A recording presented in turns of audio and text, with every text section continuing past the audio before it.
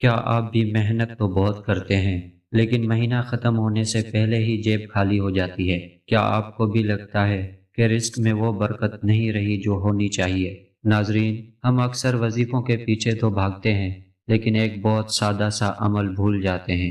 صحیح بخاری کی ایک مبارک حدیث ہے کہ نبی کریم صلی اللہ علیہ وسلم نے فرمایا، جو شخص یہ چاہتا ہو کہ اس کے رزق میں کشادگی کی جائے اور اس کی عمر دراز کی جائے تو اسے چاہیے کہ وہ صلہ رحمی کرے، یعنی اپنے رشتہ داروں کے ساتھ اچھا سلوک کرے۔